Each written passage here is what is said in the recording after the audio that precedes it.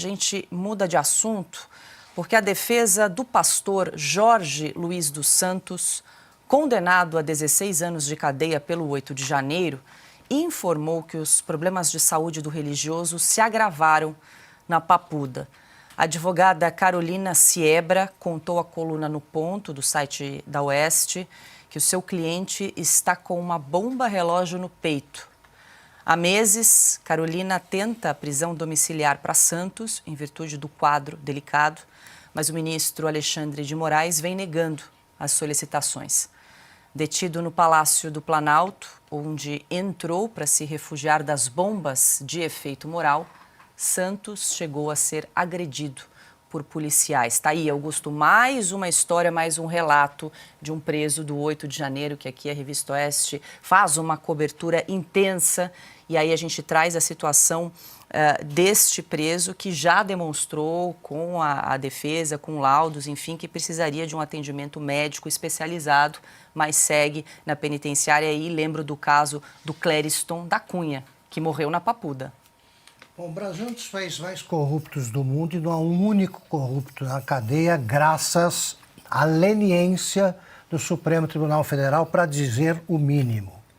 O Brasil tem ladrões soltos pelos ministros do Supremo uma vez por semana, pelo menos, e quando as coisas ficam mais ágeis, ali no Supremo você tem um por dia, um caso desses por dia. O Supremo não dá a menor importância à multiplicação do poder das organizações do crime organizado, das organizações criminosas que crescem em todo o país e já se infiltram em todas as instituições, inclusive no Executivo e no Judiciário. Eles já estão em todos, isso aí não vale nada. Agora, o problema é o 8 de janeiro.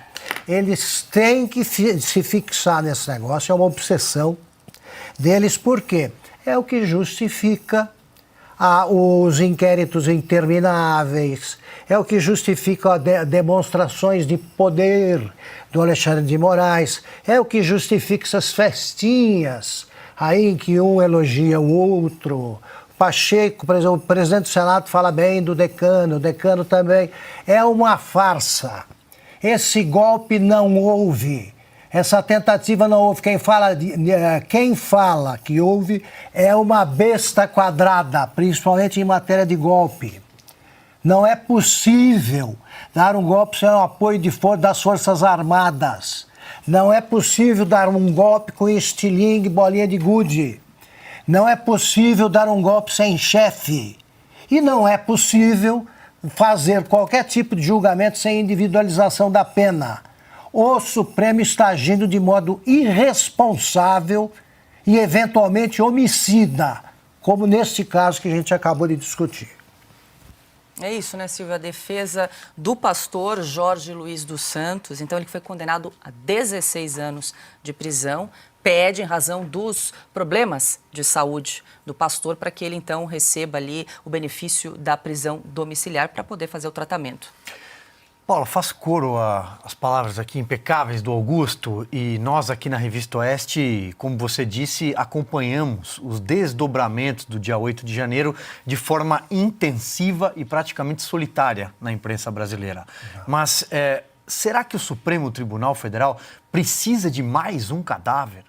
Será que precisa de mais uma morte? Não, não precisa. Os ministros do Supremo Tribunal Federal deveriam, nessa hora, no mínimo, de 1 minuto de misericórdia, de 1 minuto para olhar determinados casos e entender que são pessoas que podem morrer atrás de uma cela, que podem morrer atrás de um muro de concreto, pessoas que foram apartadas das suas famílias e deixaram crianças para trás.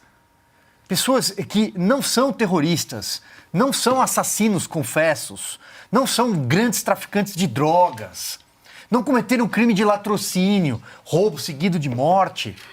Não, tem muita gente pior espalhada pelo Brasil, em todos os lugares, inclusive na política. Mas, e nos tribunais, o Augusto lembrou isso muito bem, temos vários casos aí em investigação de vendas de sentenças pelo Brasil adentro.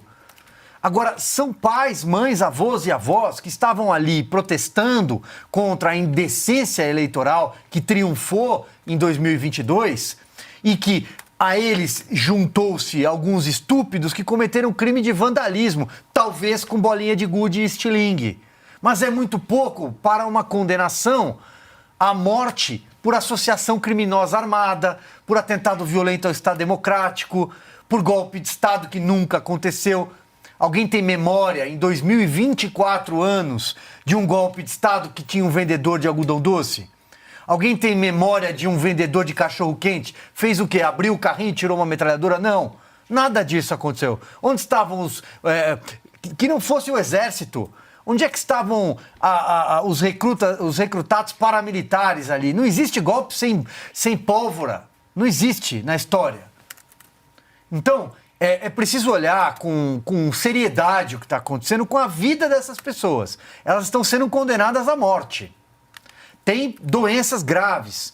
Ou, no mínimo, poderiam estar nas suas casas ao lado das famílias, de pessoas que precisam delas. Eu acho que basta de crueldade. E a anistia é para ontem.